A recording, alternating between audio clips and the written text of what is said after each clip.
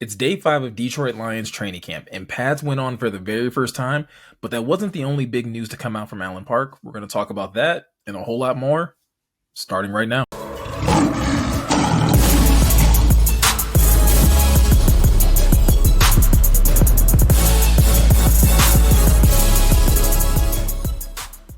What's going on, Lions fans? Welcome to the Pride of Detroit YouTube channel. I'm Miko, one of the lead content creators over here on YouTube. And in today's video, we are going to be once again recapping Lions training camp, with today being day 5 and the day that the Lions officially put on all their pads, and things definitely got a lot more physical. But before we jump into breaking down all of the things that took place at training camp today, I did want to start off today talking about the contract extension that the Lions extended to Taylor Decker. Now, this to me is a huge signing for the Lions. Taylor Decker is one of those players that I think sometimes gets overlooked a little bit when we're talking about how great this offensive line is. We obviously talk a lot about Penei Sewell, and for good reason. Penei is easily the best right tackle and could arguably be the best tackle in football, period. You also have Frank Ragnow that is on a part of this offensive line, and Frank is considered by a lot of people to be the best center in all of football right now. And Taylor Decker, though, is someone that I think sometimes gets overlooked at because he maybe not is considered in the top 5 conversation at his position. But for my money, he has been everything the Lions have needed him to be from the time he was drafted. So for him to get this contract extension, for him to be given this opportunity to potentially finish out his career in Detroit, if that's what he so chooses to do at the end of these 3 years, is a huge tip of the cap that I believe that he is justly deserved, considering how many games he's played through, considering like all of the ups and downs that he's gone through, considering the fact of how much he's laid his body on the line for this organization. To see and hear about him getting this 3-year, $60 million extension today is just, it was a no-brainer to me. And it's so good to see the Lions take care of one of their key players, especially after they've already been handing out contract extensions, and some pretty big contract extensions when you talk about the likes of Penei Sewell, Amon-Ra St. Brown, and Jared Goff so far this offseason. To now be able to take care of Taylor Decker, and to know that you have Decker under contract for the next 3 years. You have Frank Ragnow under contract for the next 2 to 3 years. Penei is under contract for, I think, like the next 5 to 6. That is a very, very good sign. And yes, that you do have to look at your guard positions and have to probably wonder a little bit what the Lions are looking to do there and for the long-term future, but you still feel really good knowing that you have Glasgow and Zeitler both manning those guard positions. And that in itself gives you a solid offensive line, at least for this year. And you've added depth along the way throughout these last few drafts as well. So huge kudos to Brad Holmes and the entire Lions front office for being able to get this contract done for Decker. And like I said, being able to award him such an extension that, like I said, he can possibly finish his season out or finish out his career here in Detroit. Now, with that said, let's jump into training camp. And if this is your first training camp recap that you have seen over here on the Pride of Detroit YouTube channel, let me just point out really quick that this is a little bit of a shorter recap. We don't go through the entirety of practice, but just some of the key things that really stood out from the day. Now, if you want that deep dive, again, breaking down every aspect of practice that took place today, I highly encourage you to go check out Pride of Detroit Direct, or even check out the observation article that will be up later on the POD website, which is prideofdetroit.com. Go over there, check that out. Eric usually has a really well-written article that outlines some of the biggest things that stood out to him from this practice. Now, with that said, like I said at the top of this video, the Lions did have their first day of fully padded practice. And a fully padded practice is always an invite to more physicality, a little more violence. Obviously, they are still tailoring it back because obviously you don't want to be, putting your own teammates at risk, but the physicality does ramp up. And this is a time of season where a lot of the things that we've been seeing in OTAs, and even like the first the first week of training camp, you start to see how much of that hype starts to translate, who rises to the top and who starts to fade back. And so let's start with the offensive line, seeing as we were already talking about Taylor Decker. The offensive line and defensive line are one of the main units that get looked at once pads go on, because again, through most of OTAs, you're not allowed to, have a lot of contact. So just because someone looks good on the defensive side or someone on the offense looks like they have good technique, you really have to wait until pads get thrown on to know how much of that is actually translating. And so far on day 1 of a fully padded practice, the offense looked in true form. you had the likes of Frank Ragnow and Penei Sewell showcasing how dominant they are. And this is, again, a great sign for this unit, considering the fact that those are the two guys that I think this offense looks to in terms of leadership. Penei has obviously been somebody that had stepped into that leadership role last year, becoming more of that vocal leader, as well as, using that to match his play on the field. And Frank has been as consistent as he can be. And so knowing and going through practice and seeing Frank dominate all comers to him, in these one-on-one drills is something that's, again, really encouraging, especially knowing some of the injuries that he dealt with last year. But to see that he's still, powerful, he is still just as agile as he's always been, and being able to, again, handle all the different defensive tackles that he pretty much matched up against today.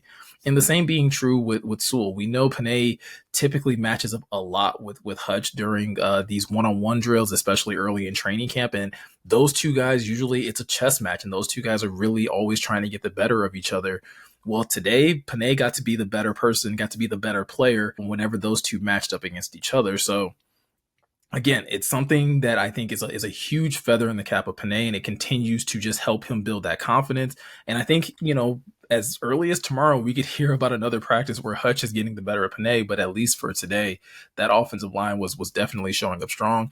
Taylor Decker had some really good matchups against Marcus Davenport. Nothing that was like a clean win, but again, just healthy, strong competition that I think will make both players better as things continue to progress throughout training camp. When you start to look at the rest of the interior, Graham Glasgow had a really strong showing today, as well as Zeitler. Zeitler did get beat once by Aleem, and again, I don't even necessarily look at it as a what is it, a negative on Zeitler, as much as I look at it as a positive for Aleem, that he is continuing to grow as a young defensive tackle, that he's able to get the better of a veteran like Zeitler, who is so, well polished when it comes down to his pass sets and things of that nature. That's another matchup that throughout the season, I think tandem between those two being able to work against each other is really going to translate to the rest of the season. And this defense, again, being more confident and being able to go into matchups where if you're matching up against the best offensive line in football, and again, people might call me biased, but I do think the Lions have the best offensive line in football. It should give you a lot of confidence going in against every other team that, like, you're getting the best looks day to day in practice. So when you show up on a Sunday, not that you can necessarily take anyone for granted, but you should feel like you've been well prepared for that matchup. So that's, again, looking at the offensive side. Another couple players that really looked good that we haven't talked about a ton on the channel so far. Colby Sorsdahl is someone that has been slowly, I guess, showing growth and showing a level of maturity that a lot of people, when you talk to some of the Lions media, didn't quite showcase that last year. And for good reason. Colby was a rookie and he was still trying to get his bearings. But so far throughout camp, he has looked very much transformed, both in his body and just about how he's been approaching, his reps and his practices. And there's at least that conversation. Again, if you listen and check out Jeremy and Eric as they break down practice, they kind of have this feeling that Colby could go into the season as offensive tackle 3, which would kind of push Dan Skipper out and put Colby in a position to where he could maybe get some of those moving, tackle spots and be able to be that 6th offensive lineman that gets put in on some of these jumbo packages, which would be a huge step forward for him. And I think something that would really help build his confidence. Going back to when he was a rookie and in the draft process, one of the best things about Colby was his run blocking. And so you get someone like that, and he's now, like I said, added mass, added some strength, and now he's becoming more locked into his position. Giving him some opportunities in some of those jumbo packages could be the very thing that helps him solidify the depth for that offensive tackle position for both Penei or Taylor Decker in the event that something were to happen and they had to miss some time. So that's the offensive side. Now, shifting over slightly to the defensive side, they didn't have the best day when it came to one-on-ones. Not saying that anyone was bad, but it just wasn't as dominant maybe as the offense was. But that still doesn't negate the fact that one player that we have talked about fairly consistently throughout these training camps once again showed up even with the pads going on. And that player being, once again, Levi Onwuzurike.